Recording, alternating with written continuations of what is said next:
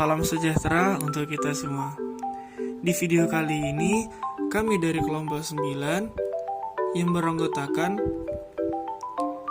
saya Muhammad Riza Raffi Basari dengan NPM 19800-414, Grace Novita Claudia Bauru Tampu Bolon dengan NPM 19800-226, Putri Ratnasari dengan NPM 19800-235, Devi Salsabila Lubis dengan NPM 19800-225, Grace Ivon dengan NPM 19800-223, dan Tio Panis Tinjak dengan NPM 19800-221. Baiklah, kami di sini akan membahas mengenai gangguan identitas gender dan parafilia.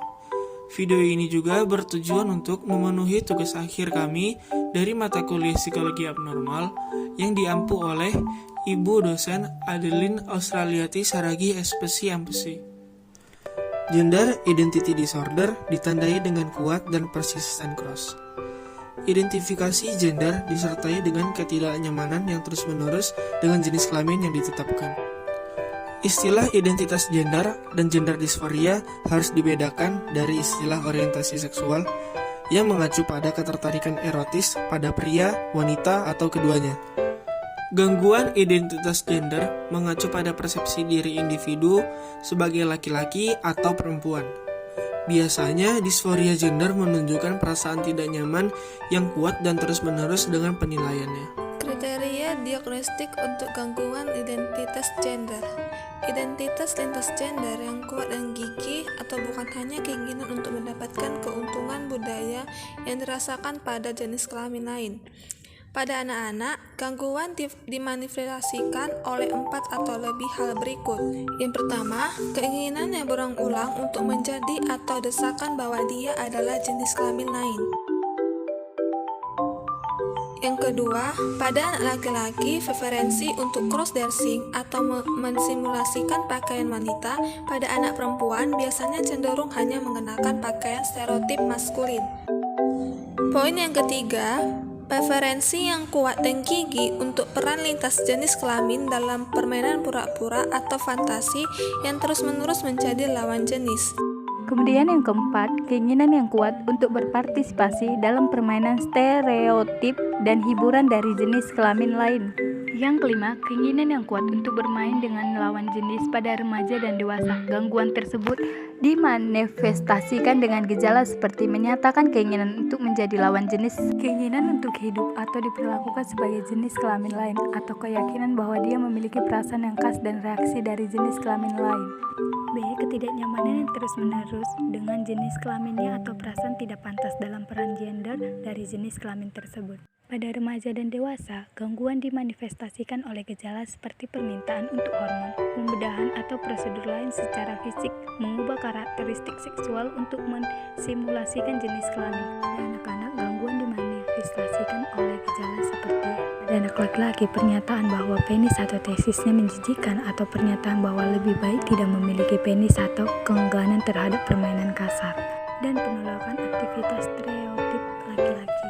Pada anak perempuan, penolakan buang air kecil dalam posisi duduk, pernyataan bahwa dia memiliki atau akan menumbuhkan penis, atau penolakan nyata terhadap pakaian feminim yang normatif. C. Gangguan tersebut tidak bersamaan dengan kondisi fisik interseks. Kemudian D. Gangguan tersebut menyebabkan penderitaan yang bermakna secara klinis atau hendaknya dalam fungsi seksual, pekerjaan, atau fungsi penting lainnya. Penanganan identitas gender disarankan untuk melihat psikolog atau psikiater, di mana mereka akan mendapatkan pemeriksaan yang tepat dan dukungan yang dibutuhkan. Pengobatan untuk kondisi ini tidak bertujuan agar pasien bisa menerima jenis kelamin mereka, tetapi untuk mengurangi atau menghilangkan penderitaan yang mereka rasakan atas perbedaan antara gender lain. Pilihan pengobatan meliputi, yang pertama ada terapi untuk seluruh keluarga pasien, konseling orang tua. Yang kedua ada sesi psikoterapi atau konseling individu terapi hormon. Yang ketiga ada terapi untuk manifestasi fisik dari jenis kelamin. Selanjutnya ada parafilia. Parafilia sendiri adalah suatu pola ketertarikan seksual yang tidak biasa untuk menyimpang yang melibatkan gairah seksual ketika merespons stimulus yang menyimpang atau tidak normal. Parafilia melibatkan gairah seksual yang kuat dan berulang terhadap stimulus tidak biasa, yang dibuktikan dengan fantasi, dorongan, atau perilaku bertindak karena dorongan. Jenis stimulus yang tidak biasa pada parafilia ini meliputi objek non-manusia seperti celana dalam, sepatu, kulit, atau kain, untuk menyakiti atau mengalami rasa sakit pada diri sendiri atau pasangan, atau anak-anak dan orang lain yang tidak atau tidak dapat memberi izin. Berikut beberapa jenis gangguan parafilia. Eksibisionisme adalah sebuah dorongan, fantasi, atau perilaku yang selalu timbul untuk memperlihatkan alat kelamin seseorang kepada individu yang tidak menaruh curiga untuk tujuan gairah seksual. Biasanya orang tersebut berusaha mengejutkan, mengguncang, atau merangsang secara seksual pada korban. Contoh kasus Michael, kasus eksibisionisme. Michael adalah seorang pria berusia 26 tahun yang berwajah kekanak-kanakan, yang sudah menikah dan memiliki anak perempuan berusia 3 tahun. Ia menghabiskan sekitar 1/4 hidupnya di sekolah anak-anak nakal dan penjara. Sebagai remaja, ia menjadi pembuat onar, dan ketika dewasa, ia mulai sering mengekspos dirinya kepada anak sekolah dengan cara melewati mereka sembari memainkan alat kelaminnya. Voyeurisme adalah dorongan fantasi atau perilaku seksual yang kuat dan berulang di mana seseorang menjadi terangsang secara seksual dengan menggesek-gesek atau menyentuh tubuh orang tanpa izin. Contoh kasus voyeurisme. Seorang pria berusia 45 tahun diteliti oleh seorang psikiater setelah penahanan keduanya karena menggesek-gesekkan bagian tubuhnya ke wanita di kereta bawah tanah. Ia akan memilih target wanita berusia 20 tahunan saat memasuki stasiun kereta.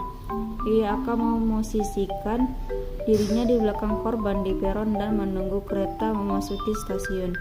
Ia kemudian akan mengikuti korban ke dalam kereta dan saat pintu tertutup, ia mulai menggesekkan dirinya ke bagian pantat korban sambil berfantasi bahwa mereka menikmati persetubuhan dalam kondisi saling mencinta dan konsensual.